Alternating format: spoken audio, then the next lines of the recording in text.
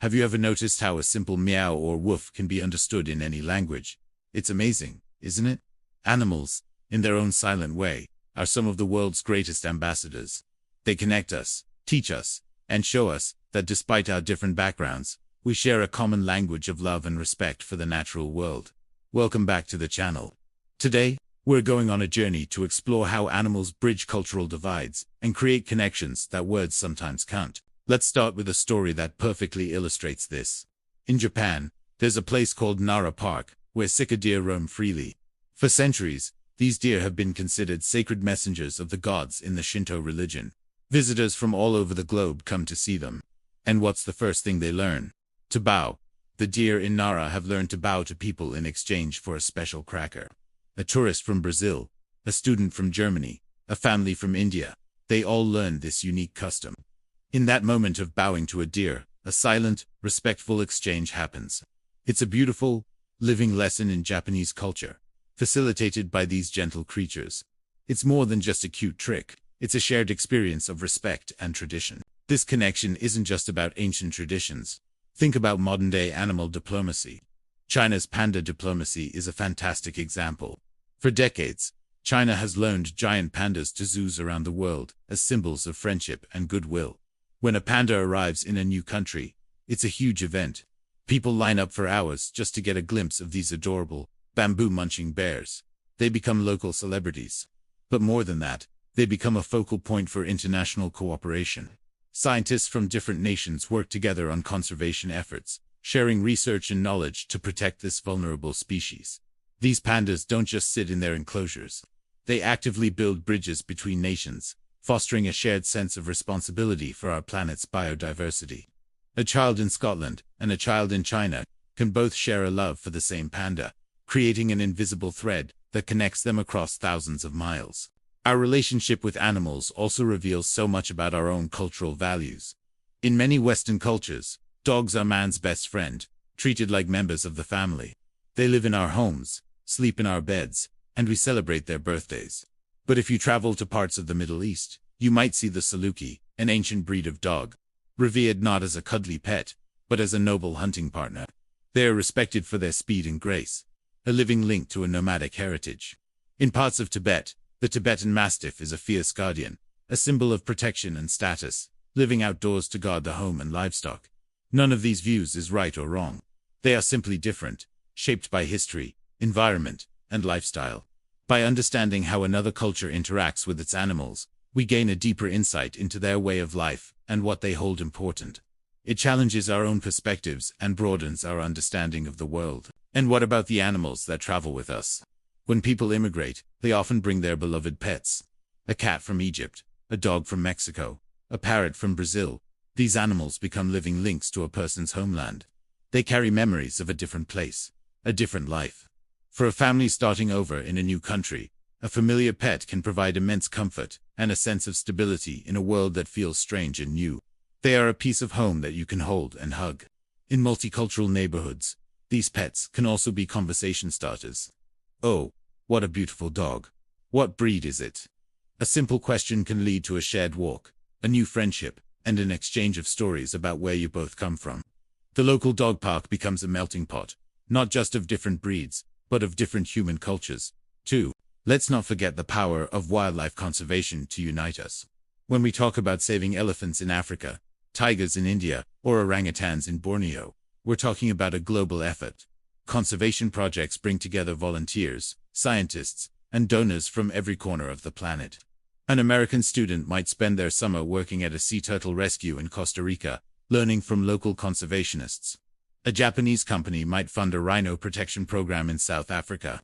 These collaborations are essential because these animals don't recognize our man-made borders. Migratory birds fly across continents, and whales swim across oceans. Protecting them requires us to think beyond our own backyard and work together as a global community.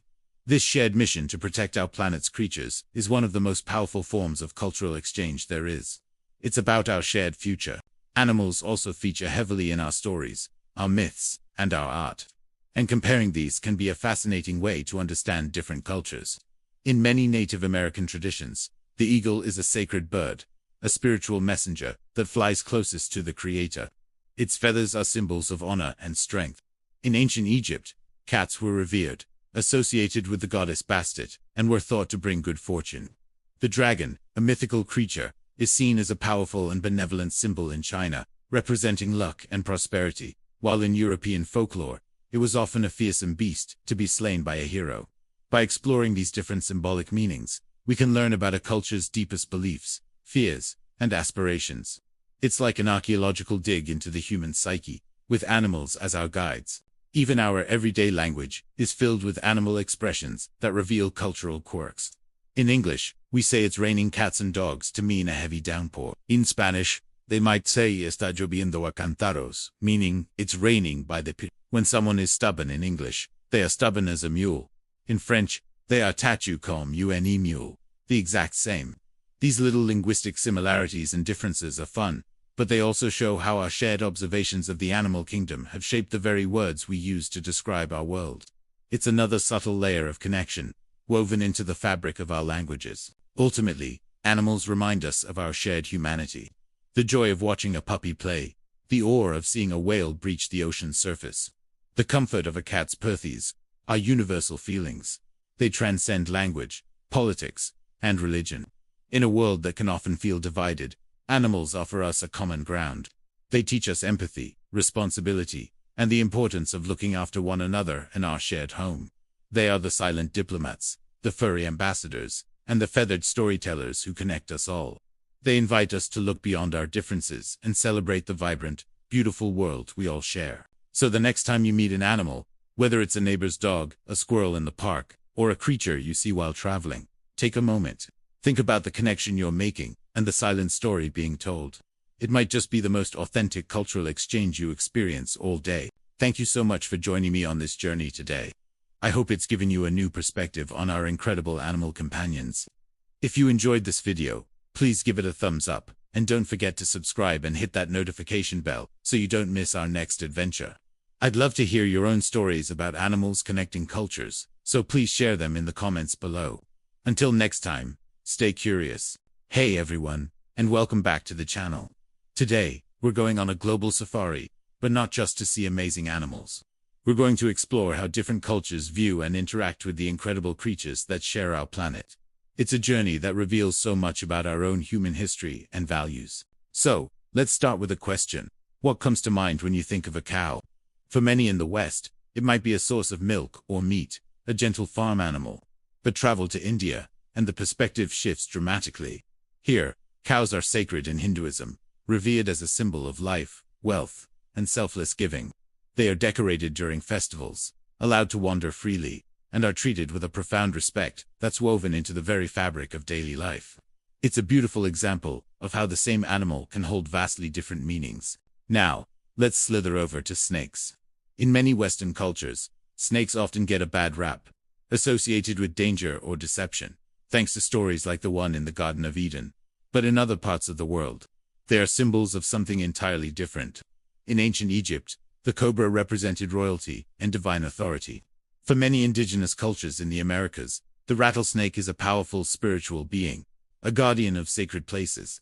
And in Eastern traditions, snakes can symbolize healing, rebirth, and transformation, as they shed their skin to be renewed. How about the majestic elephant? We often associate them with intelligence and a strong family bond, and that's true across many cultures. In Thailand, the elephant is a national symbol of strength, durability, and royalty. They have played a crucial role in the nation's history, from warfare to logging. Similarly, in many parts of Africa, elephants are seen as wise, powerful chiefs of the animal kingdom, embodying memory and ancestral wisdom. Their presence is a sign of a healthy ecosystem, and their protection is a community-wide responsibility. Let's not forget our smaller friends, like the fox. In Japanese folklore, the kitsune, or fox spirit, is a fascinating figure. They are intelligent beings with magical powers, often depicted as loyal guardians, friends, or even lovers. But they can also be mischievous tricksters. This contrasts with the Western stereotype of the sly fox, often portrayed as a cunning thief in fables. In Japan, shrines are dedicated to Inari, the god of rice, whose messengers are, you guessed it, foxes. Even our closest companions, dogs, are seen through different cultural lenses. While many of us consider them part of the family, in some cultures, their role is strictly that of a working animal, a guardian, or a herder. In ancient civilizations, like that of the Aztecs, specific hairless dogs, known as zolos, were considered guides for souls to the underworld. From beloved pet to spiritual guide to utilitarian worker, the role of man's best friend is as diverse as we are. These are just a few examples, but they show us something powerful. The way we see animals isn't just about biology. It's about culture, history, and the stories we tell ourselves. It's a mirror reflecting our deepest beliefs. Exploring these different perspectives doesn't just teach us about animals. It teaches us about humanity and the beautiful diversity of our global family. It encourages us to look at the world, and all its inhabitants, with more curiosity and respect. What animal is special in your culture? I would absolutely love to hear about it in the comments below. Let's learn from each other. If you enjoyed this journey around the world, please give this video a thumbs up, and don't forget to subscribe for more explorations into our amazing world. Thanks for watching, and see you next time.